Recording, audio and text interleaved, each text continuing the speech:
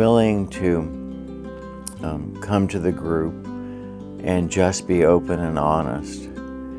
And you can listen when you're just starting, you know. You can just try and understand how the flow is going and what everybody shares like. But if you're open, you'll find that all of a sudden you have a kind of relationship that you've never had in your life. I didn't have an expectation, but I knew I needed some help because it was probably, the diagnosis was December 29th, and probably by early February, I was starting to notice that I was getting angry and really frustrated. I just couldn't keep up. So I just reached out. It was kind of like, help. The people that run Gilda's are amazing, just amazing individuals. And come meet them, come say hi. You don't have to face cancer alone. I think I walked into the room and I listened to what people were saying, and they were saying the things that I was thinking. And they were obviously having the same internal dialogue that I was having, or similar. And that made me comfortable right away, because it was going to be okay for me to say the things that sounded crazy. You know, because they were saying the things that sounded crazy. But once you get it out, it doesn't sound so crazy. It's a place to lay down what you got that you don't want to carry. And others will help you carry it. Fighting cancer, being in my own head, but then coming to this place, being able to get that out, so I can turn around and pay more attention to my family throughout the week it's a good thing. It's a really good thing. You know, by the time I got here, I was sick for 5 years. You know, and people get tired sometimes of hearing you, or you get tired of hearing yourself say the same things to your friends, and, you know, they just want you to get well, and they want you to get back into life and go speeding along with everyone else, and you can't. You know, you are no longer of that healthy world. You know, the therapist is always there, and they try to, I think, just be an anchor for the group. And even though I'm talking about my woes and my troubles and my good stuff for me and for Liz, I'm not stressed. I'm just like in another world for a while. So it's like, why, if you want to know what the benefits are, just go pick up the phone, call into one, or come in and sit back quietly and don't say anything. No one's going to care. They're going to care, but they're not going to force you, and they'll welcome you back the next time. You know, it's not like being in a church group where everyone comes and there's expectations. There wasn't a whole lot of expectations that they had on me. I could share if I wanted to. I could not share if I didn't want to. Somehow it just makes people feel comfortable, more comfortable.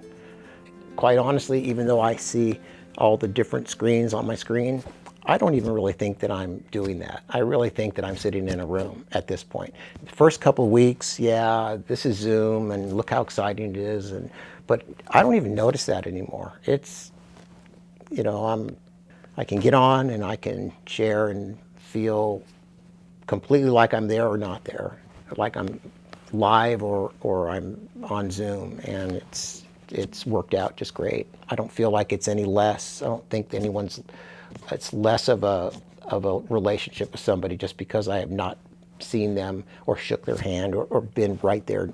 I've never seen Megan other than over Zoom, but yet she's helped me so much.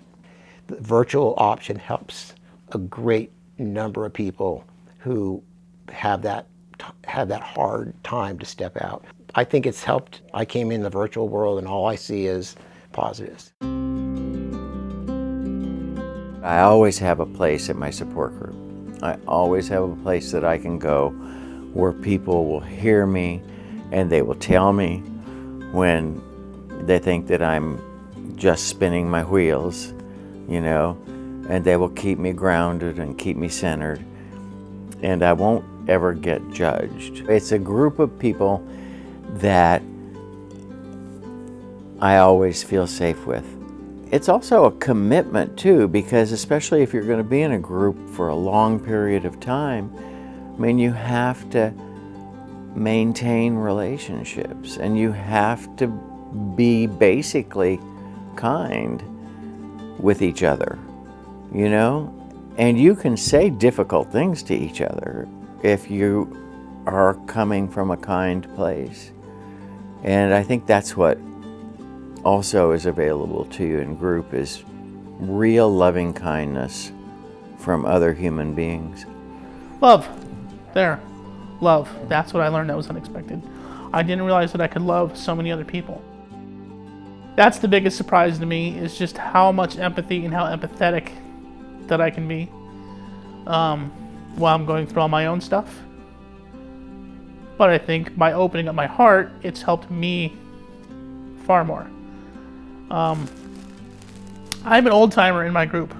I've managed to stay alive for a long time. And so when other people have come into the group, I've made grumblings like, you guys don't need me here. And I've been told repeatedly to my face, no, your input is invaluable because you have been at this a while. And love is the number one thing I've learned. I have told people repeatedly, one of the hardest things to do about cancer is to accept help from others. We're raised as individuals, and the whole, hardy American thing. It's hard to say, yeah, I need help, and to let somebody else help you. To let somebody else cook a meal for you and deliver it, and just walk away. They don't have to talk to you or anything like that. That's hard to accept, and it's hard to let other people into your heart when you are hurting so much. So unexpectedly, I've learned how to love a lot more and a lot better. We're like family when we're in there. Now, some people will say, well, that's not good because you know how family can be, but it's not that way. If I don't know what to do or how to do it, I just ask. Somebody in the group has already gone through it. And even though I knew that, I thought, no, they went through something different. They didn't go through that. But sometimes I would go to group in the beginning and I would just listen. And at the end I'd say, you guys sound like me. That's what's happening to me. How is that happening to you? And it's because it's all the same.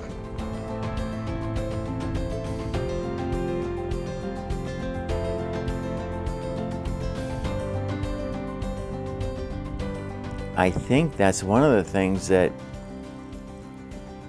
people need to plan for when they're diagnosed, is that nobody knows what your path is going to be.